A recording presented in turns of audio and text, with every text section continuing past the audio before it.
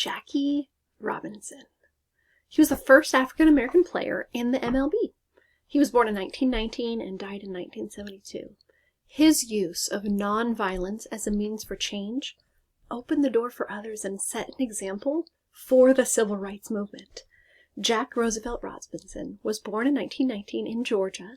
He was a gifted athlete and played 4 sports in high school: football, basketball, track, and baseball.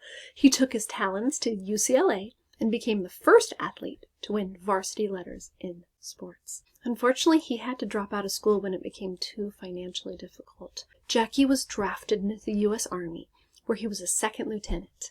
During this time, he was arrested when he refused to move to the back of a segregated bus. Jackie was well known and liked, so with the help of black newspapers and the National Association for the Advancement of Colored People, the NAACP, the painful experience drew attention to racial injustice.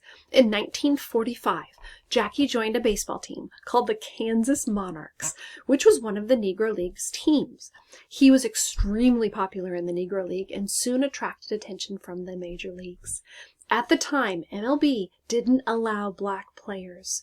In 1946, Jackie joined a minor league team called the Montreal Royals. Jackie did not have an easy time on the team.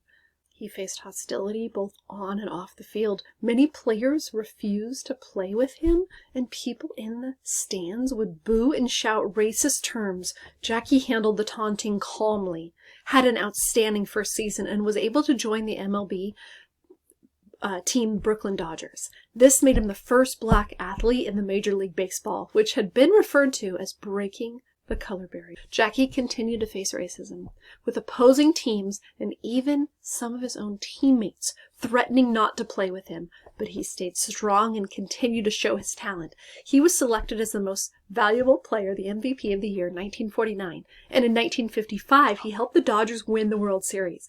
Today, Jackie's recognized as one of the most important athletes of the 20th century.